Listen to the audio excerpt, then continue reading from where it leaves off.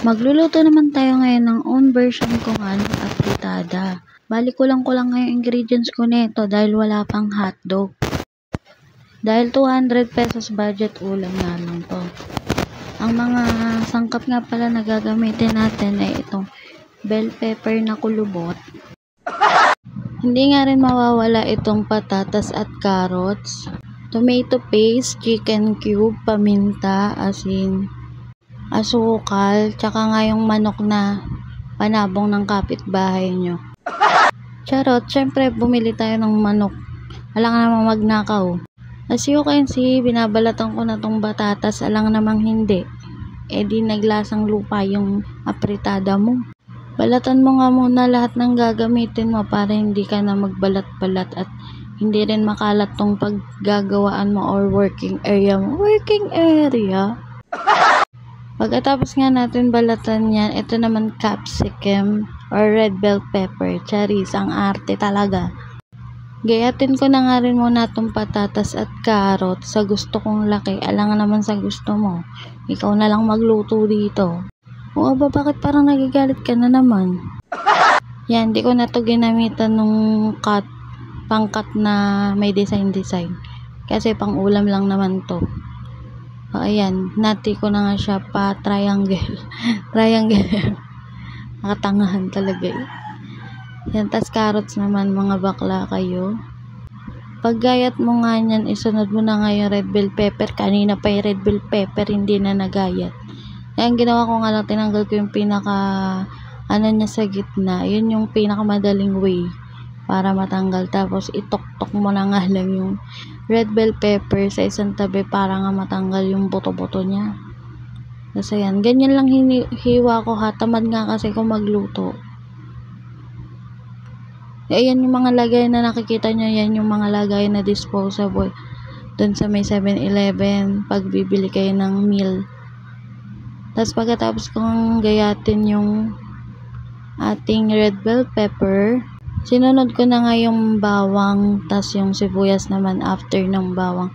Kumuha nga ako ng lagayan kasi baka i-bash nyo ako. Charis, takot mabash. Durugin mo nga lang yung bawang gaya ng pagdurog niya sa puso mo. Ay! Ba't may ads? Tas kaya natin dinudurog muna bago balitan para madali.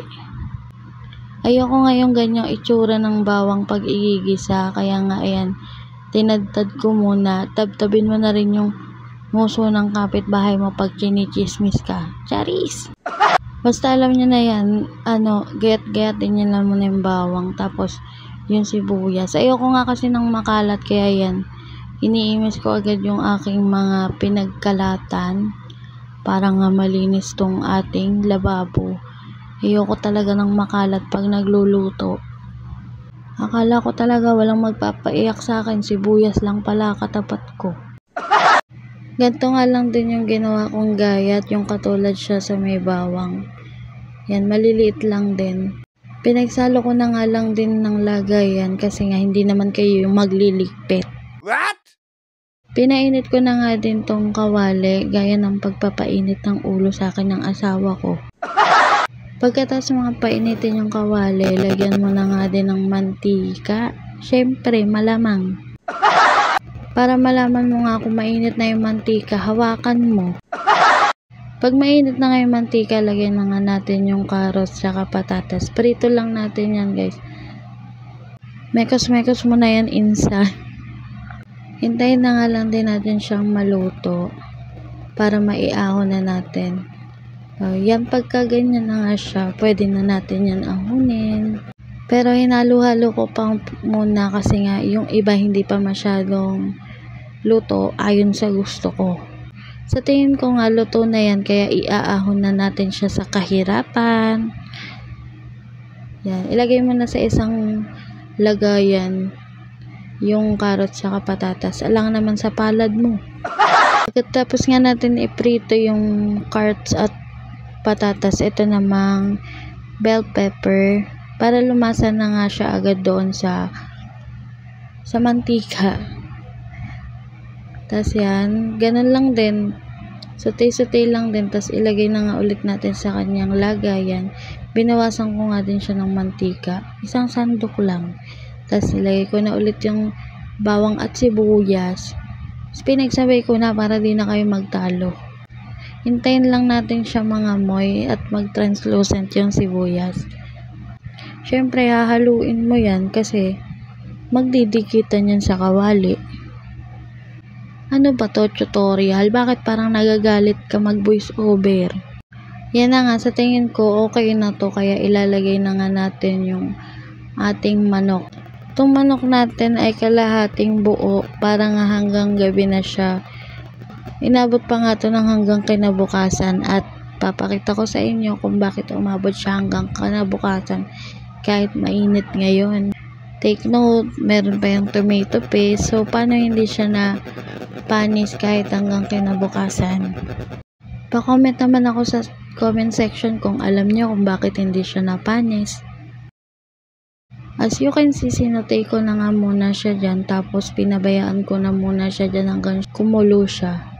Ako nga lang din ay pachamba-chamba lang ng luto, minsan masarap, minsan hindi. Ano daw? Hindi ko rin naintindihan eh. Yan, nilagay ko nga yung pamintang wasak para maghalo na yung lasa niya dun sa manok. Kumbaga, para manuot niya na talaga yung manok. Ano? Para manuot yung lasa ng paminta. Yun, nilagay ko na rin yung chocolate na flavored chicken natin. Minsan talaga hindi ko na rin naiintindihan mga pinagsasasabi ko. Basta ayan, nilagay ko yung chocolate, tas yung paminta. Tapos halu-haluin mo na nga ulit. Tas hanggang kumulo na nga siya.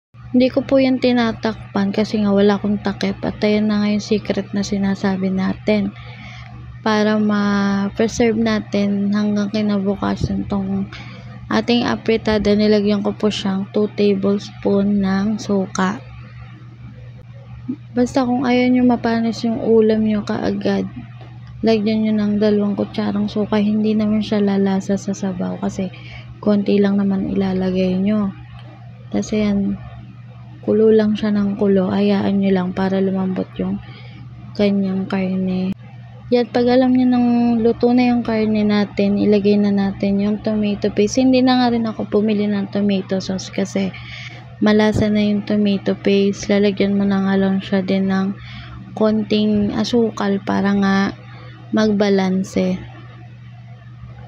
Lalagyan mo rin talaga siya ng asukal para nga hindi mo na din kailangan gumamit ng tomato sauce at hindi ka magdoble gastos kasi nga budget ulam nga lang to, pero masarap siya yung kinalabasan niya, guys. Kinalabasan? At ayan, ang favorite part natin, magmekos-mekos ka na ulit.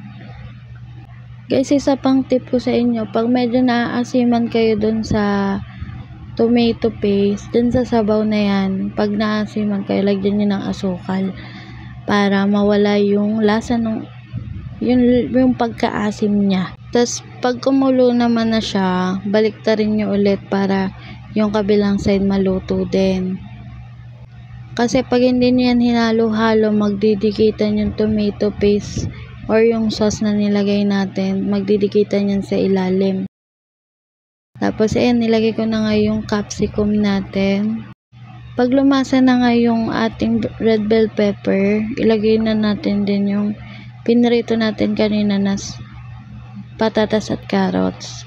Tapos ayan, ilubog mo lang siya sa ilalim para lumambot naman yung patatas at carrots. Kung naaamoy nyo lang to guys, magugutom din kayo. Hintayin na lang natin kumulo. At yan, pag kumukulo na, baliktarin mo ulit kasi sinabi ko nga sa inyo, magdidikitan yung sauce nyan sa ilalim. Ayus-ayusin lang din natin yung pagkakalubog ng mga ating ingredients para hindi siya mahilaw. Sa tingin ko, ito nga ay tapos na at ito ay luto na, kaya tara, kain tayo. Bye-bye!